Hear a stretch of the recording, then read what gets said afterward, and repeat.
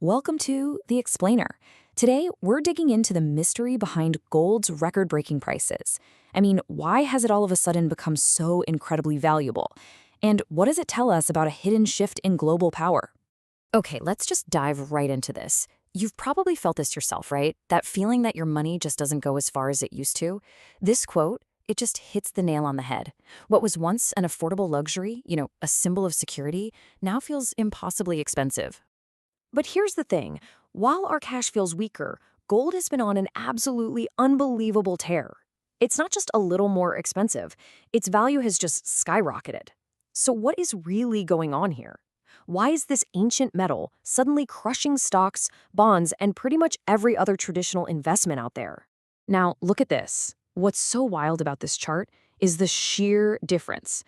While the traditional stock markets have been almost completely flat, giving you just over 2%, gold has delivered a staggering 63% return in just the last year.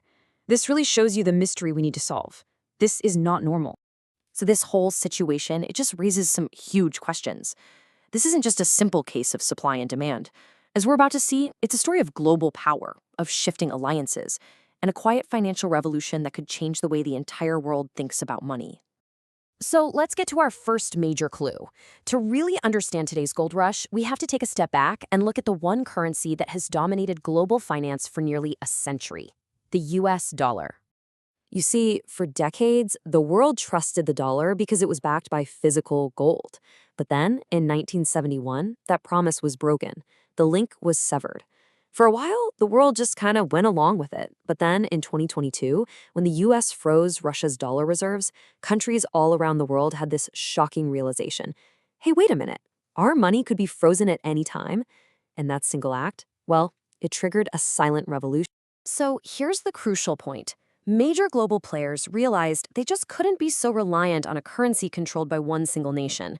They started looking for an alternative, a real physical asset that nobody can control, nobody can sanction, and nobody can just print more of. And this slide, wow, this tells such a powerful story. You don't even need the numbers, just look at the arrows. Countries like China, Russia, and India are systematically selling off their US debt, which is all in dollars, by the way, and they're using that money to buy physical gold. They are literally trading paper promises for a tangible, hard asset. And we're not talking about a little bit of buying. They are buying on a historic scale. 3,200 tons. To put that into perspective, that's more gold than many developed nations hold in their entire reserves. This isn't just routine financial planning, it's a huge coordinated move away from the dollar system with gold as their ultimate insurance policy.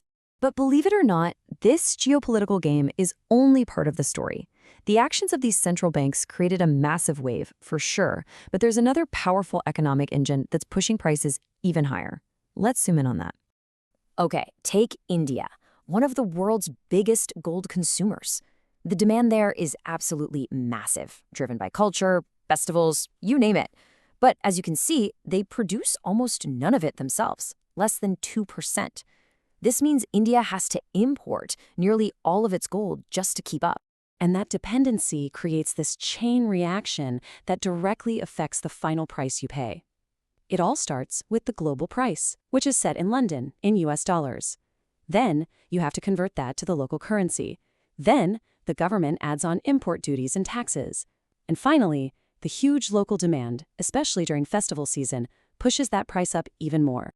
So on top of all of that, you've got these other powerful global forces at play. When the US lowers interest rates, gold suddenly looks a lot better than bonds. When there's a war or a crisis, investors run to gold as a safe haven. And if your own currency gets weaker against the dollar, well, the price of gold automatically goes up for you. All of these things have been happening at once lately, creating a perfect storm for higher gold prices. And this brings us to the final layer of our mystery.